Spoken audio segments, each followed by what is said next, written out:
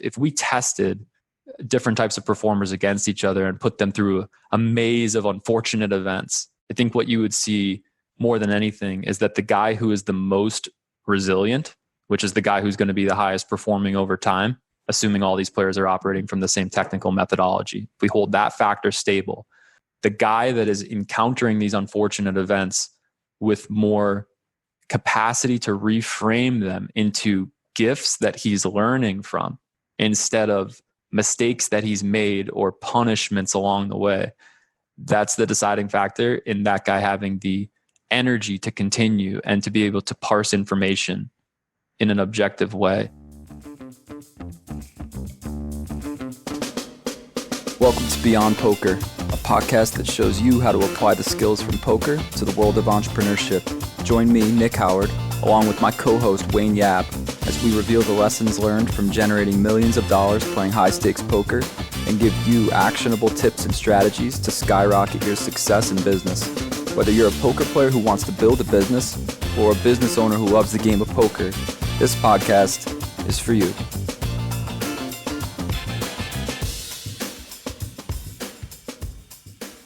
Mr. Nick Howard. I was going to say I could try the intro, but you go right ahead. Go for it. We're live already. We're still titleless, but we're going to run with it and hope to get some inspiration along the way.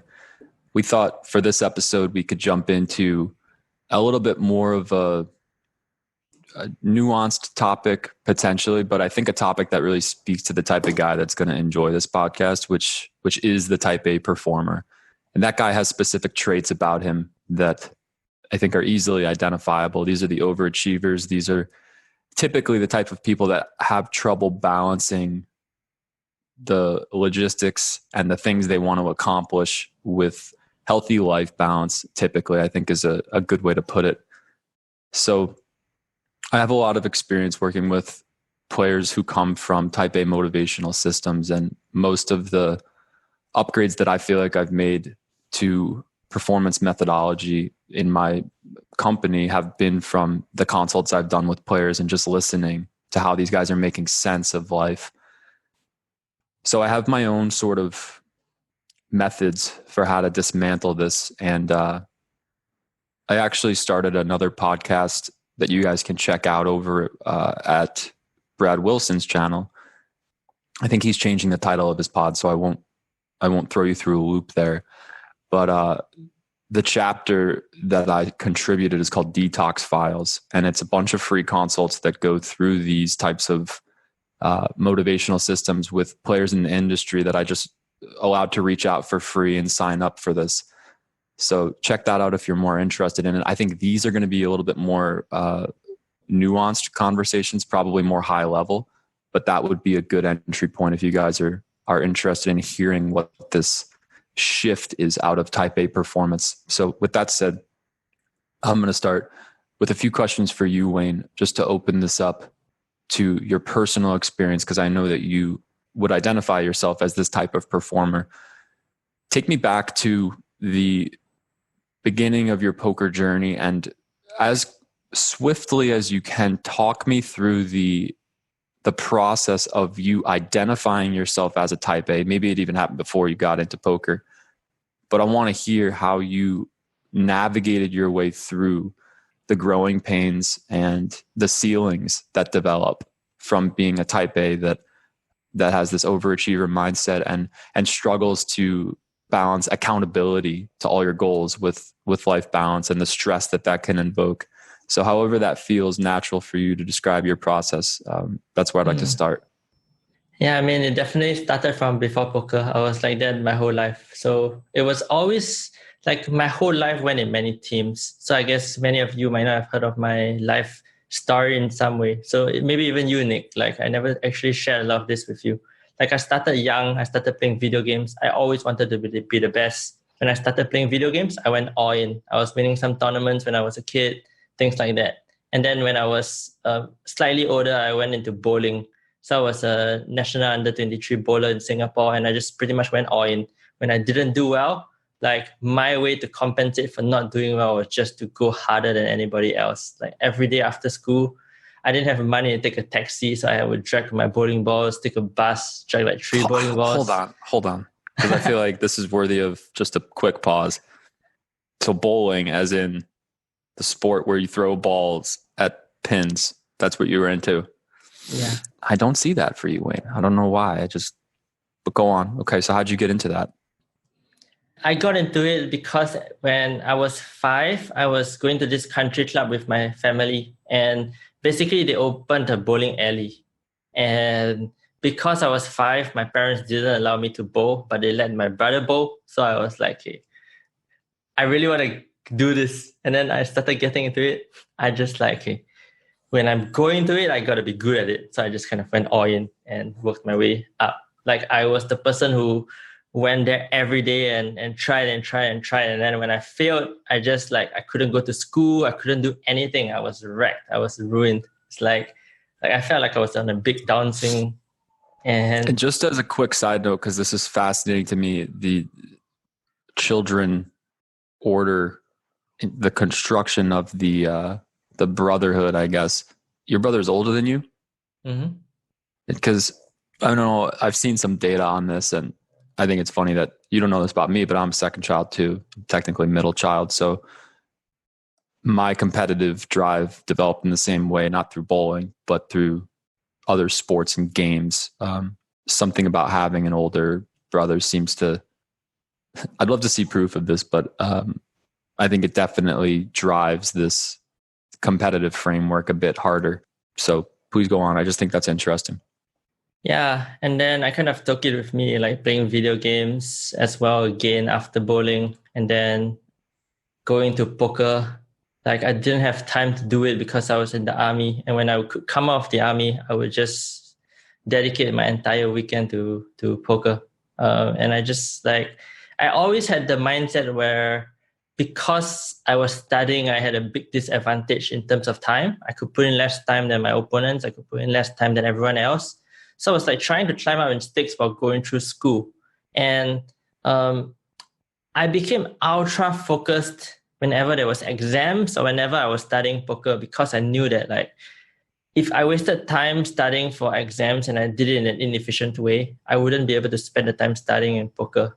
So like logistically, I started developing myself very early in this sense of like I had to optimize for 2 things at once. I had to really understand how I could maximize my performance in both things at the same time, pretty much.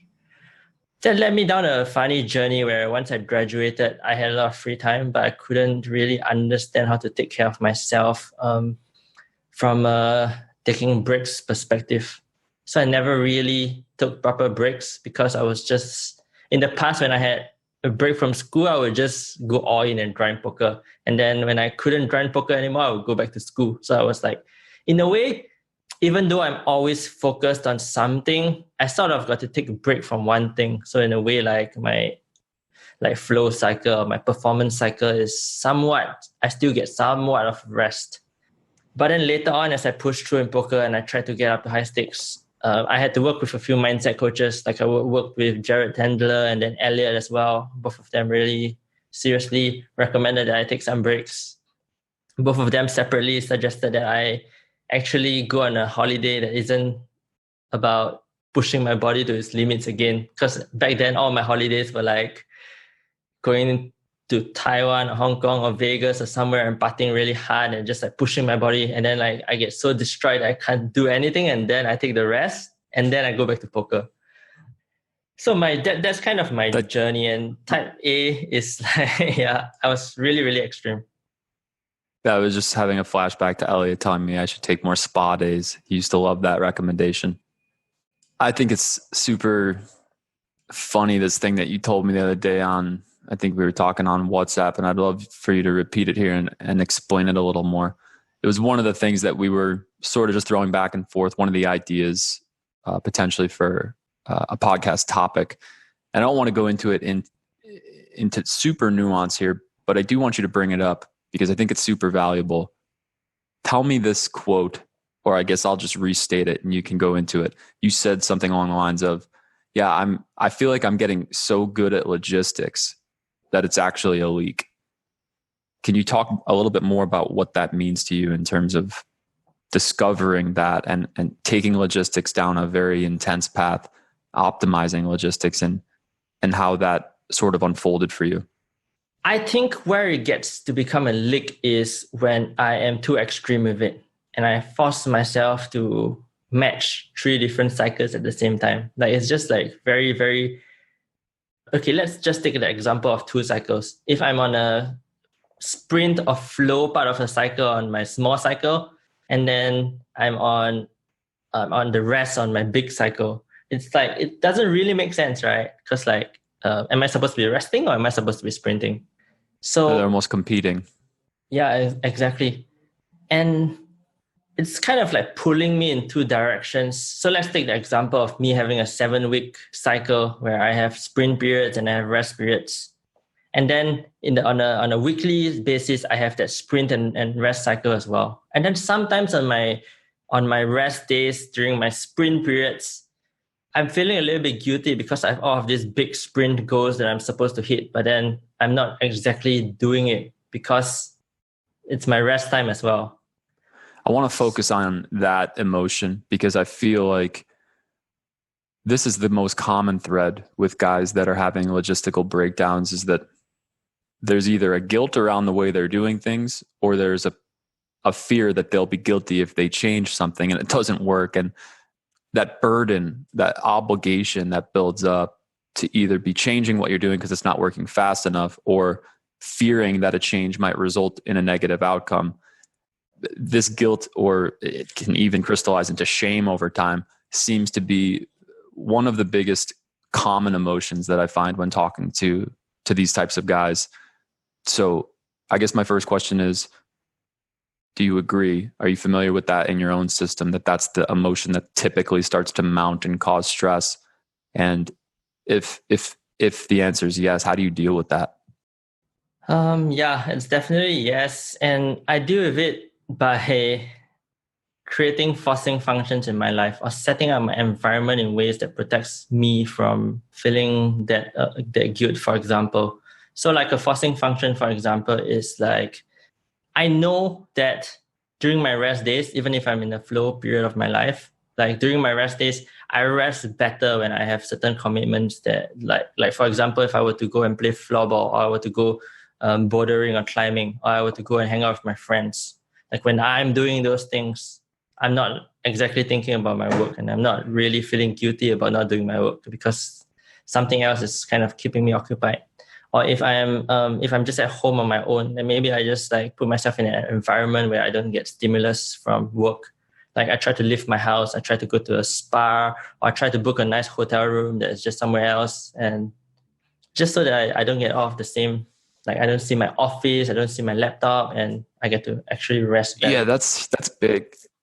I don't think there's actually like much discussion around that, but I can relate, and I discovered that in a different way, that I would describe it as almost diversifying the environment.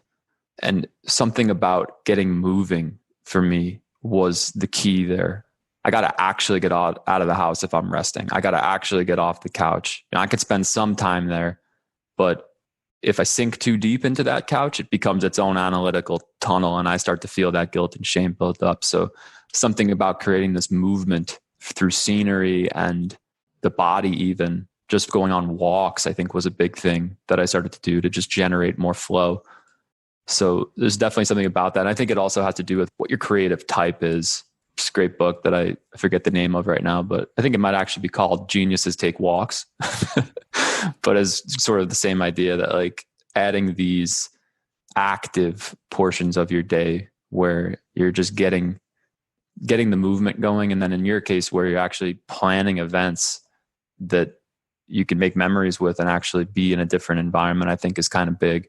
And that's why I think having an off day that really is completely off is kind of important, because if you're going to go plan an event, you kind of benefit from having the whole day to be able to do that. If you're doing the schedule where like you only have half the day, it limits the capacity for you to have like a real adventure one day. And I know you're into that. Like in New Zealand, I was still deathly afraid of bungee jumping there. I dipped my toe in the water, but you went on that, I forget what it was called, but it was like the massive jump. I remember you like drove 60 or 90 minutes, and I saw the pictures and I was like, damn, like Wayne really gets after it on these trips. So I was proud to be your friend that day because it was a bold move. Yeah, I mean that was really scary. It's the Mavis swing. Yeah, I have a lot of memories with that.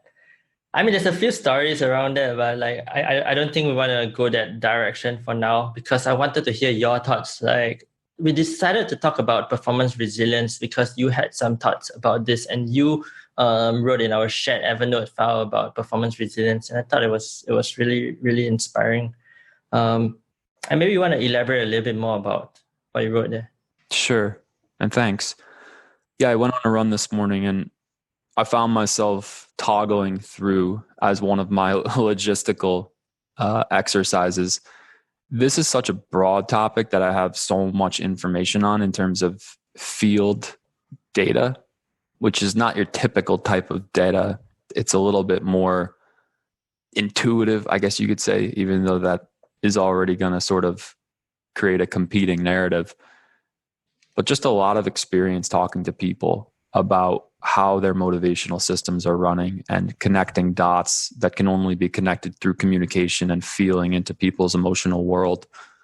So it's a bit of a different form of data or scientific collection, but I do think it's valid, even though it does have its biases for sure. You just got to get a big enough sample and start to see some really big patterns. So on my run today, I was asking the question, what level do I want to try to even explain this from? Because there's at least 3 levels I could go to, like depending on the language I want to use, how structurally accurate I want to be, how nuanced I want to be. And what kept coming up to me on the run is today you should focus on level 2. So I'm going to try to give a medium flavor explanation of what this looks like for the viewer. If you're interested in more of an intro, you can check out those detox files. Some of those beginner consults that I do, they really break down the general viewpoint of this. I'm going to go a little bit deeper in this one, so bear with me. Okay, before you start, why don't you share a little bit about what's level 1, what's level 2, and what's level 3, just so we have some context. Sure. So I'll breeze through level 1 with the general overview.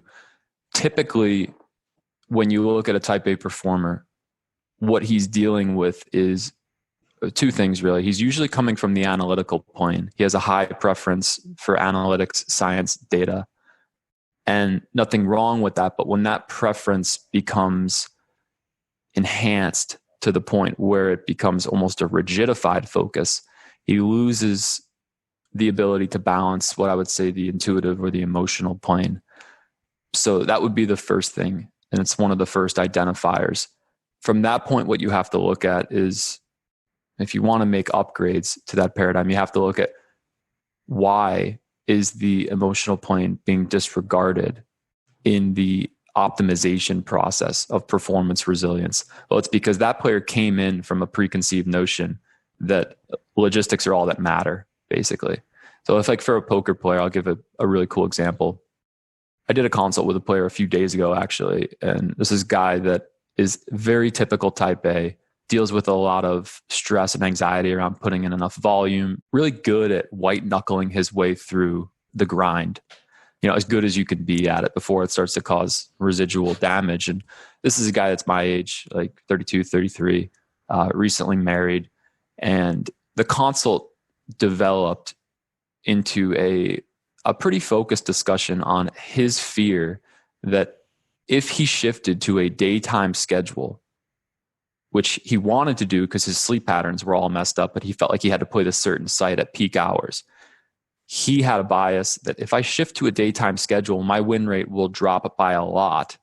And then that will increase the probability that I go on a break even or stretch or a downswing, which will make my life so stressful that I'll no longer be able to enjoy the extra time I get to spend with my wife or the extra sleep that I'm getting.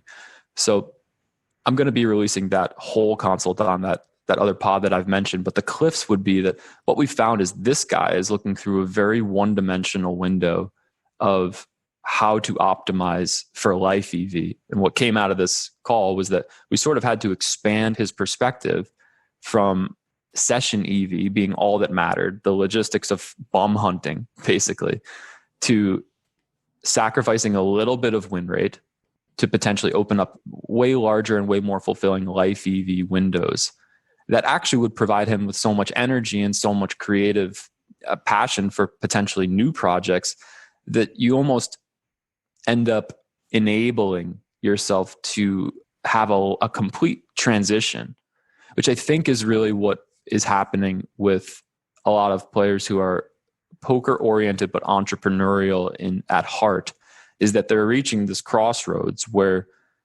they're starting to recognize that if I start thinking about things from a bigger picture perspective, if I start increasing my performance resilience by authorizing these other dimensions in a way that I never used to really give credit to, I can actually not just optimize my poker career, but I can prepare myself for a lateral movement where you literally pick the train up off the tracks and move it over to a more expansive one. And that's actually how you make big gains. It's the difference between being on a very horizontal path, mouse on a wheel, let's keep doing the same schedule and seeing how we can optimize that extra 1 BB point of win rate by playing on peak schedule, to, okay, let's actually get the entire emotional system and all of our life values working together in a balance so I can put myself in a position in the macro where I'm ready to potentially make a life transition that could open things up for me massively and improve all my other relationships in the process. Like, this is really the power of the type of mindset work that I'm interested in lately. And it's why I focused in on what you were saying about how your logistical process is about always thinking, how can I optimize these different parts? That is a very performance oriented, type A oriented approach. And that tackles things on the logistical side. That's half of this coin. And the other half, which is the half that you've noticed that you're neglecting when you think logistical analysis turns into a leak, is being able to actually take a complete perspective of what else matters to me in life and where am I neglecting the other values that aren't included in this logistical task-oriented optimization. If you can take that side of the coin and integrate it with the tasks that you're trying to accomplish and the projects that you're working on, what you typically find is that the higher balance, the synergy of those two sides of the coin results in you not doing as much in tasks, but you do higher quality tasks and you do all the most important tasks. You delegate the rest and you spend that free time on self-care. And this is usually the point where the type A says, well, what the hell is self-care? Because like you said, the hardest thing for a high performer is to actually slow down. Like, this is documented. This is Olympic studies that say that the hardest part about training an Olympic athlete is telling him to take time off. They just don't know how to do it. Like, nobody ever trained that muscle in them. So typically when I get into sort of phase 2, that would be sort of the general overview, I guess, is like, as type A's, we really focus too hard on the analytical path. We don't open ourselves up emotionally to the higher windows of how can I really generate life balance. And we're always trying to basically optimize in a task-oriented way. And when you do that, you close yourself off to the emotional world that's trying to signal to you that not everything is a game of elimination and enhancement. That works when you're dealing with a scientific model. That we as poker players like that, because that's what building a strategy is. You're looking for better parts so you can eliminate worse parts. I talk about this example of the Rubik's Cube. If you take that scientific approach and apply it to the emotional system and start trying to eliminate stress, trying to eliminate bad emotions and replace it with happier emotions, you're going to find your system locking up all over the place, because this is not how the emotional system functions. It does not respond to a harsh and rigid process of optimization and elimination. It responds to compassion, responds to actually taking a more supportive narrative towards the part of you that is stressed out and actually restructuring that relationship on trust and mutual support. So much of that section of self-care requires that you actually start to develop a new relationship with how you support yourself. And this is why I call it motivational systems, because a lot of type A's are in need of deep emotional repairment, motivational repairment. And it's not till you really handle that side of the coin that you see a lot of higher level awareness unlocking. So I think I'm on phase 2 with that. I'll pause, ask you, where are you at with that explanation? What do you want to go into with more of it? Because there's one thing I need to know, like what's the Rubik's Cube thing? You kind of throw it out there, but you didn't cool. really talk about it. I might forward you to my Instagram to get a perfect explanation of this. I crushed it one time and I clipped it and I uploaded it. But basically when I said, if you try to apply the logistical optimization that we use when we're working with strategy in poker, for instance, we're trying to sub out the worst parts of our strategy and include better parts. That is a process of elimination type approach. That is an enhancement and elimination type approach. If you take that to the emotional side of your personal mindset work, that same approach that's trying to get more good emotions, eliminate bad emotions. When I say you're going to find your Rubik's Cube locking up all over the place, I mean that Rubik's Cube represents every emotional part that you are working with in your system. And some parts are just requesting more support. But we're trained to try to shame that part into obedience, shame that part into cooperating behaviorally. And we learn that largely from how we were motivated in our childhood by authority figures and coaches who basically yelled at us to get us to perform better. That was the motivational system that the type A typically learned from. And so it's imprinted into the psyche as the only real tool he knows. And the convincing part about that, this is why we stay trapped in this for so long, is that it actually works in the short term. It can be very effective at getting production, extra output out of you. But it's not till you start to look at it through the macro lens of what happens over a 10-year period where you start to see all the residual backlash of motivating yourself in a harsh way. And I think that is the huge blind spot of the community, is that in any performance industry, I would argue that this is probably the huge blind spot.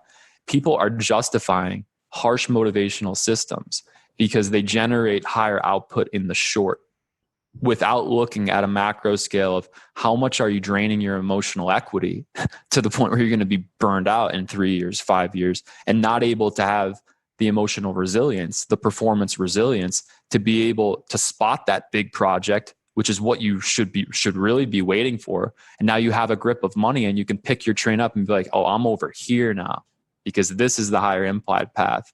Really, life is such a long journey with so many twists and turns that my investment confidence, my performance confidence is now centered around knowing that I'm looking for the really big options that might happen once or twice a year. And I'm less focused on all this detail, this task-oriented detail that requires me to feel obligated and stressed.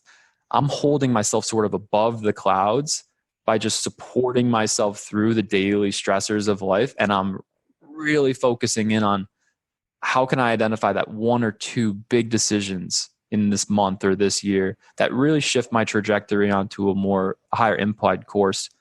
And that's really the type of work I enjoy doing the most with guys, because the thing that gives me the most passion, I've noticed, is when I'm having a conversation with someone like this kid who I was mentioning, who was really focusing on playing peak schedule, even though it was ruining his life. I love that moment where you have that eye-opening, truthful conversation and you introduce a couple new perspectives. And in this conversation particularly, it was the moment where I said, hey man, I'm going to give you a different idea of guilt. Okay? Because what he was afraid of is if I switch my schedule, it could go wrong and I'm going to feel guilty. We found out that this entire motivational sequence was him trying to avoid a sense of guilt.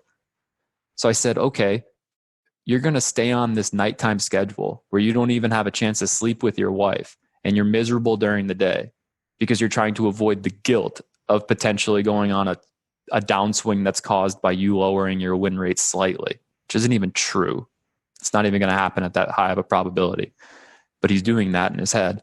And I said, look, man, as someone who's been through this, because I do have this experience, like I was married at 21. I went through a divorce by 24, 25. Said, you are going to ruin the most important relationships in your life if you go down this path. Do you really want that level of guilt? Because that's real guilt. Like, you think this is a guilt that's going to be caused by you potentially going on a downswing. You're going to destroy relationships that you say are really valuable to you. So I don't know that that's the most accurate way. It's almost like I'm scaring him back into alignment, but it is a different perspective. Like, you're worried about guilt. Have you considered the collateral damage you're going to cause by fearing, making a change that could result in you losing a little bit of money? There's bigger things on the table than that. Yeah, what I've noticed in myself is, and in a lot of other people as well, is that I tend to go in cycles around this. And it's like, I guess because of my natural type A personality, when I find myself in this cycle and I finally notice it and I figure a way out of that cycle, then I go into it's almost like I'm in this little ball and then I break free of this ball, but there's another ball. Yeah. And then I break free of that ball and then there's another ball. And somehow, because I'm always kind of pushing myself once I get out into the bigger ball, right? Like at a certain point, I run into a wall there. And then I kind of need a breakthrough moment of taking a step back. It's like when I got to high stakes poker, it's the same thing, like playing the crazy hours in the no splits game in Macau. I'm just sort of running into a wall. Like, I'm not really willing to give that up because it's making me so much money. And what if I leave and I don't ever make this much money in my life ever again? Absolutely. What you're describing there is something that I just it's cool to talk to more guys about this, because you guys confirm that there is actually a consistent process that a human consciousness goes through when it's exploring this type of type A journey. We're not so different.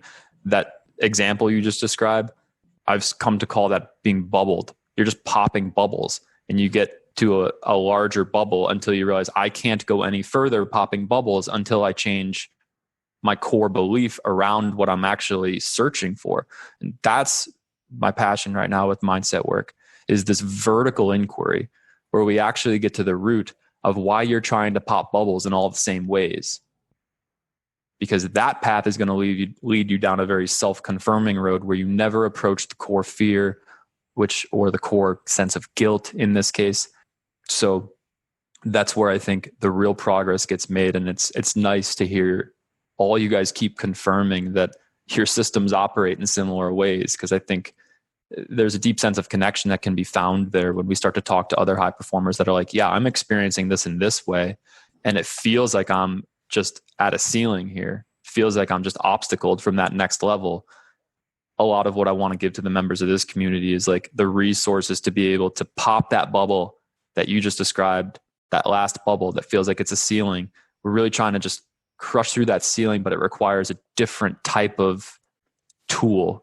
It's not a forceful tool anymore. It's actually a reorganization of our core values and a deep level assessment and integration phase where you really take stock and you say, okay, what dimensions of my life have I been neglecting because I've been grinding the highest stakes games in Macau, day in and day out. And that's been where the money is at. So that's been where I've been focused, and there's nothing wrong with that. I wouldn't even take it back. It was a cycle that I went through where I capitalized on a good opportunity, but now let's make a trajectory shift and re-include all the other parts, because to avoid doing that would be a big blind spot. I guess my question here is when you're popping bubbles, right? From your perspective, is it something like you're always going to be popping bubbles in some way in your life if you're always seeking to grow? Or is there a more compassionate way to never really run into bubbles because you're always kind of balanced? Well, now you're leading me into phase 3. So I'm just going to give you a warning, but I'll try to stay as close to 2 as possible when I answer that. Simply put, I would say, yes, from my current experience, the bubbles don't stop and they get less annoying as you develop yourself compassionately. And what that means is basically you move from a energy inside of you that is stabbing these bubbles with a knife because you're desperately trying to break free of them, because you think that you actually are deluded in thinking that freedom is on the other side of the bubble for your obtainment as a self-absorbed, undeveloped, immature consciousness that thinks that money is the way to happiness. Like that's typically what the high performer is doing, or that success is the way to happiness. Validation through business is the way to happiness. That's the knife that you're stabbing those bubbles with for a long time. And then as you start to relax the nervous system through this emotional work, for lack of a better way of putting it, where you're retraining the emotional system and developing a more supportive relationship with yourself, the effect would be scientifically that the nervous system relaxes and you begin to solve problems in more incentivized ways. You begin to include more of your real desires because you can actually contact them because you're not so dissociated. Your nervous system is not creating dissociation that blocks you from that. And that's when you really start to integrate, I think, life purpose. And that's when you start to move out of the competitive paradigm and into the cooperative paradigm, which in business is probably one of the biggest shifts you can have. And it's why I love the concept of infinite game. And in a lot of ways, I've framed my company around it. You talk to the guys on my team, and the first thing they'll tell you about our team is we are in a cooperative mindset. We are not looking at any other stable in the industry. We are not interested. We are interested in optimizing our emotional systems, our brotherhood with each other, and our strategy in the way that we know works and in the way that we know is progressive. And there's not that need to prove that we are the best or that we can beat you. That was old paradigm. You know, we went through cycles of that and we ended up at this place that just feels much more healthy. And it feels like something that I'm honored to be represented by a team like that. And in terms of creating a public space, I was attracted to this idea because it's about time, I think, that we do it again with a broader community of guys that may not know each other from such a niche collection, but are all aligned at this same crossroads. That to me really stood out as sort of like the next project I'm interested in. Wow. Yeah, I'm getting goosebumps because I really love that.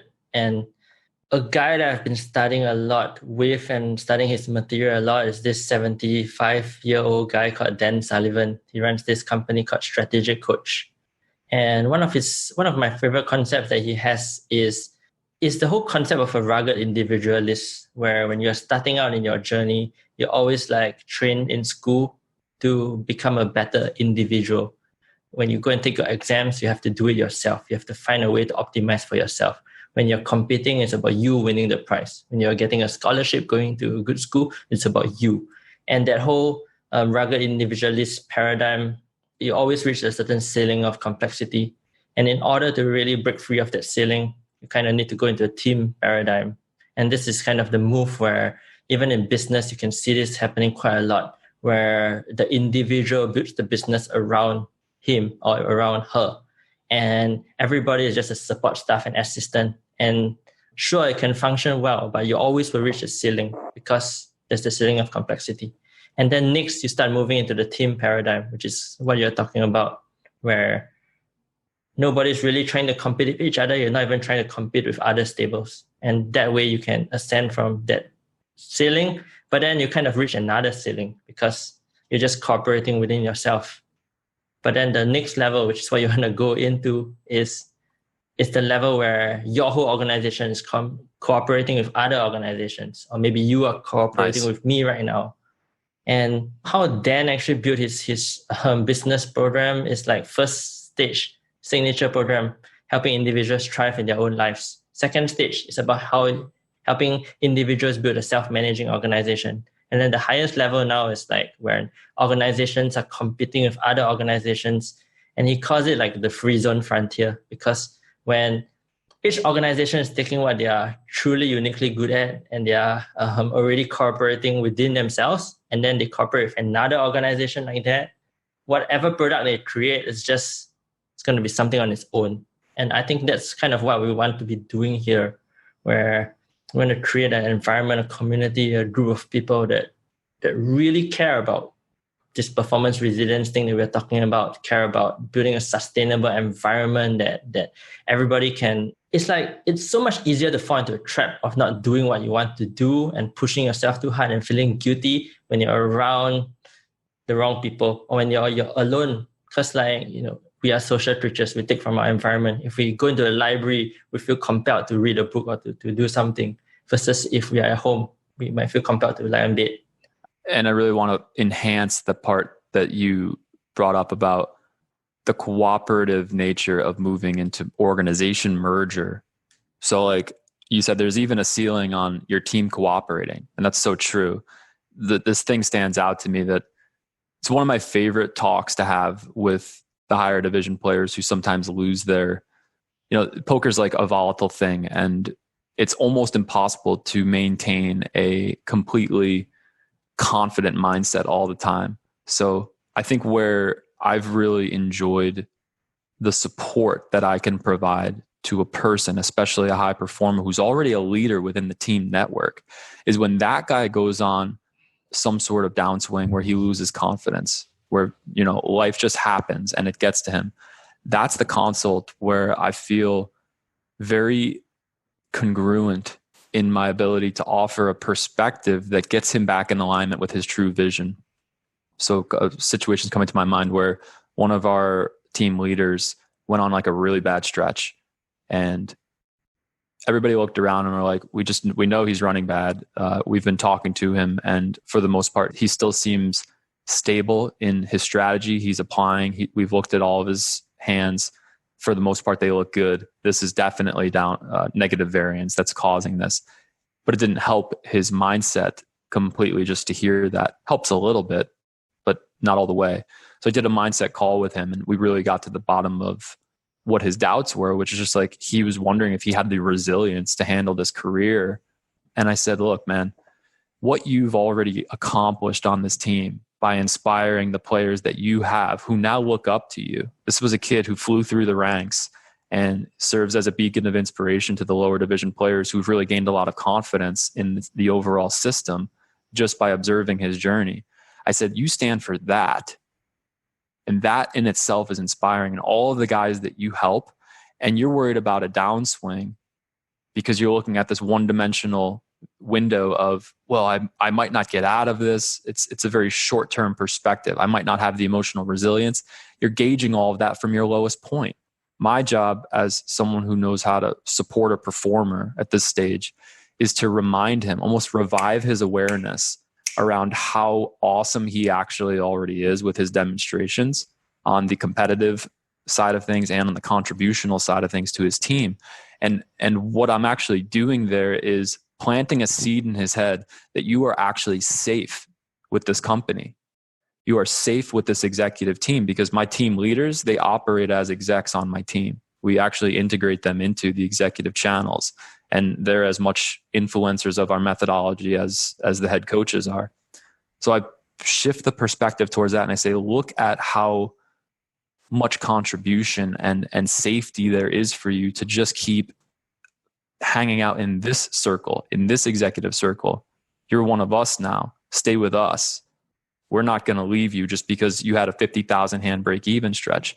Something about developing that sense of safety in a community enhances performance resilience to a place that's very secure.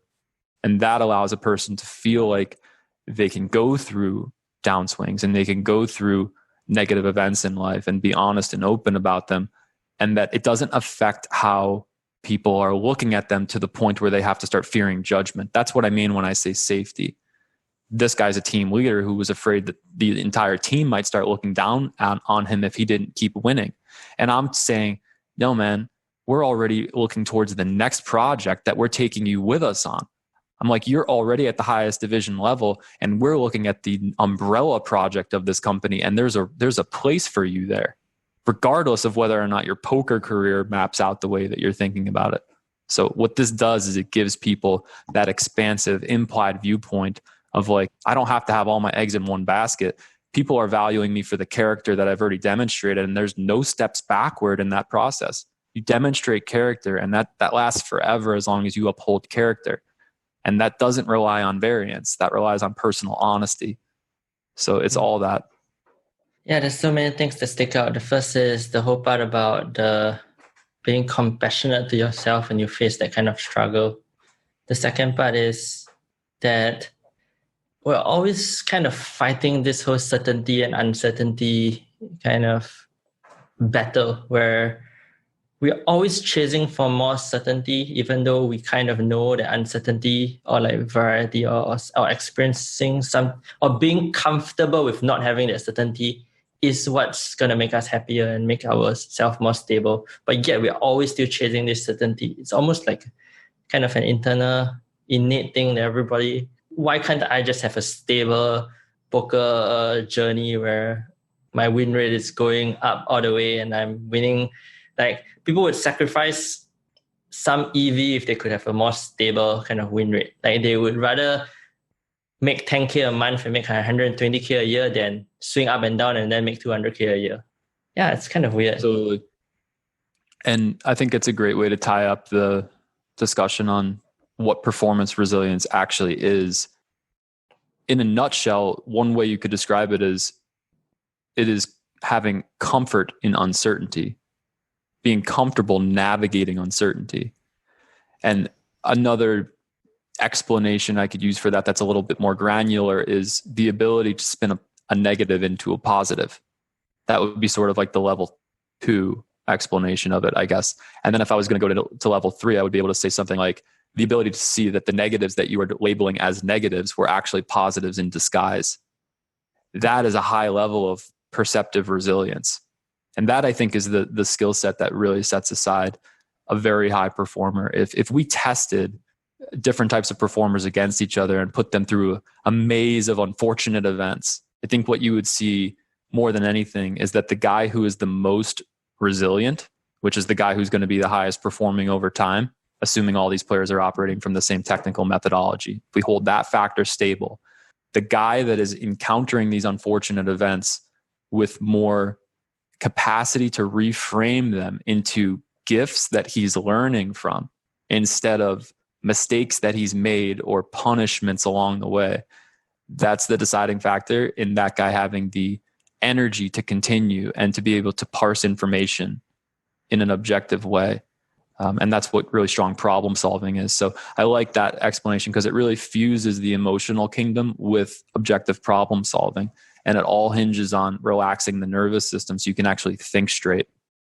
Yeah, that's a great explanation. Level 3 explanation is, it's something I noticed in a lot of high performers. And I guess like if you take it a step further, it would be to the point where a negative and a positive, like it's kind of hard to really differentiate it at a certain point.